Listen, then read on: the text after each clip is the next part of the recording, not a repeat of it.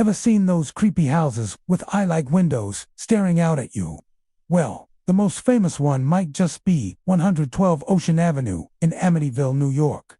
This isn't just a spooky-looking house. It's the site of one of the most sensationalized hauntings in American history, and the story behind it is a wild ride of truth, lies, and a whole lot of media frenzy. It all starts in November 1974. A young man named Ronald DeFeo Jr. took a rifle and, in the dead of night, systematically murdered his entire family, his parents, and 4 younger siblings while they slept in their beds. The crime was brutal, shocking, and left the community reeling.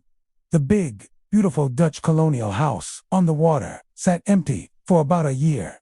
Who would want to live there? Well, someone did. In December 1975, George and Kathy Lutz, along with Kathy's 3 children, bought the house for a bargain price. It was their dream home, but that dream quickly turned into a nightmare.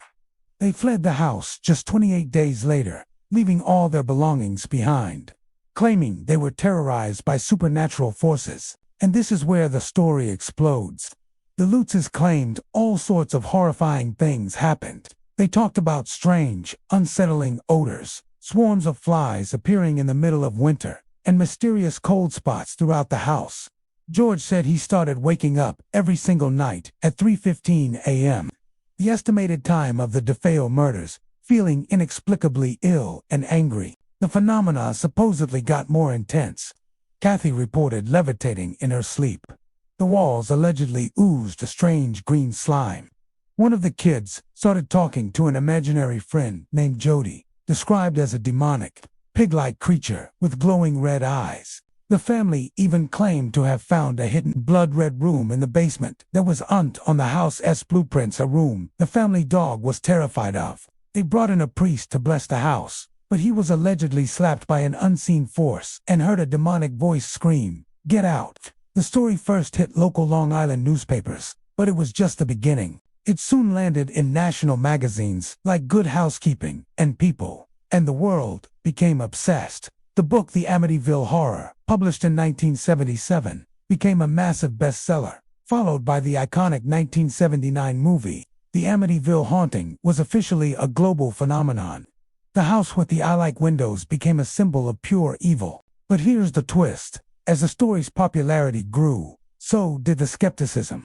Paranormal investigators Ed and Lorraine Warren visited the house and famously declared it haunted, even capturing a photo of what some believe is the ghost of one of the murdered DeFeo children. However, other researchers who visited found absolutely nothing. They pointed out inconsistencies in the Lutz story and a complete lack of physical evidence. Then came the legal battles. Ronald DeFeo's lawyer, William Weber, eventually came forward with a bombshell claim. He said that he, George, and Kathy Lutz concocted the whole story over several bottles of wine. The goal?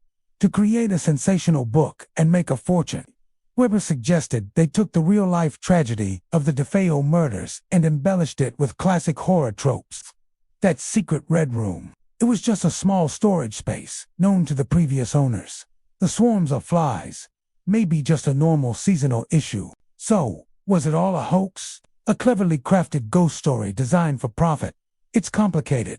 The Lutzes, until the day they died, stuck to their story. They admitted that some parts of the book and movie were exaggerated for dramatic effect, but they always maintained that the core events, the terror that drove them from their home, were real. George Lutz even passed a lie detector test about the paranormal events. Today, the Amityville house still stands. New families have lived there for years without reporting any supernatural activity.